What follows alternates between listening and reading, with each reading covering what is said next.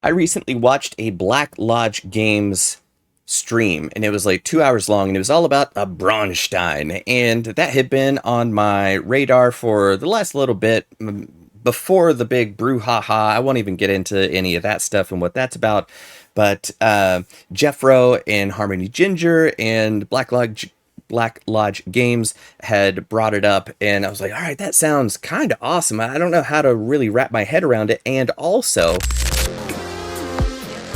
I'm called Rolling Stag because I go solo, mainly because I travel a lot. It's hard to schedule anything. I've got a toddler, a 8-month pregnant wife right now, so it is super difficult, if not impossible, to meet at a specific place and time to do a thing on a regular basis, which is why I don't have a normal gaming group that I play with. Instead, I roll solo so I can get my gaming time in the middle of the night or after everybody's asleep like I'm doing right now to make this video. So the concept, I was just like, all right, I don't know how I would be able to run this. It doesn't really make sense. But then I watched the stream and it all gelled for me. So thank you very much, guys. The Black Lodge, you helped me out a lot. And the document that you shared, the browser, I think it is. It's available on drive-through for free. They're not asking any money. And if that is just one of those things that that you guys are trying to do, not Black Lodge Games, but the folks that wrote the actual PDF. If you're trying to avoid getting sued by everybody, then totally understand. But also, yeah, sure, information wants to be free, but also making a profit is awesome, and it's the only way to sustain life because you can use energy more profitably than it was in another state. But anyway, I digress. Point is that outlines how to pull it off, and then that's when it all clicked. And there was an experience I had about a year and a half ago that I was like, oh, it's like this. Because one of my friends is a computer programmer, and he came up with a program that me and like 5 friends, we all installed it, and it was very simple kind of game, which is we all get plopped on this grid and we're basically tanks. You can move around a little bit and you can shoot at a certain distance. And I think there was defense. I don't know. This was a while ago. But that was the point of the game, was that you're plopped down. You can draw on the square, just kind of like graffiti. But then if you don't move and you can only move so much per every day. So once a day, you can drop in, move, and do your thing. But if you wait, then you can increase your range of how far your tank can shoot. So it's kind of a strategy game of, okay, when do I use my resources, when do I not? But also, the metagame, kind of behind the scenes thing, is that every player is talking to everybody else trying to make deals, because when you're dead, you can lend resources to players who are still alive. So if you make a deal with somebody to not shoot them when they're alive, you can say, and I will give you resources when I die. If you're still alive, I'll help you kill whoever killed me. And they go, great. And then you shoot that person or whatever it is, right? So you can make all these crazy deals because there's a game structure behind the simple game that you're playing, but that back channel deal making was amazing. So I don't even remember the mechanics of the simple game that we were playing. I just remember how nerve-wracking it was every day. Be like, am I still alive? It was like the number one thing I would check in the morning. And the first time we ran it, I was not alive because my job, I'm a professional persuader, public speaker, sales trainer, negotiation skills trainer, that's what I do for a living. And all my friends were like, Jonathan's gonna mind ninja all of us. He's gonna pull some Jedi stuff. So he's gotta go. So I think three folks that were close to me all killed me first.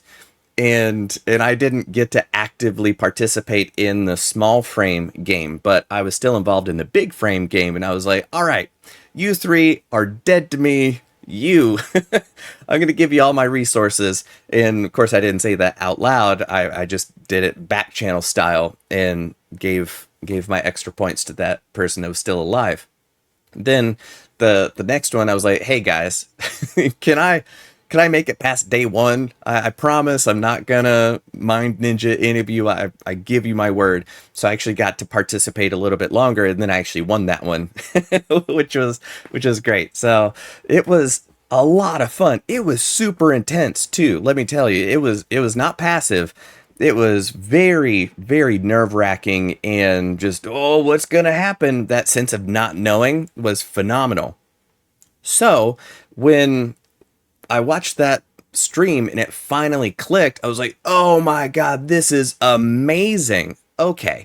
So now it's not just role playing game around the table.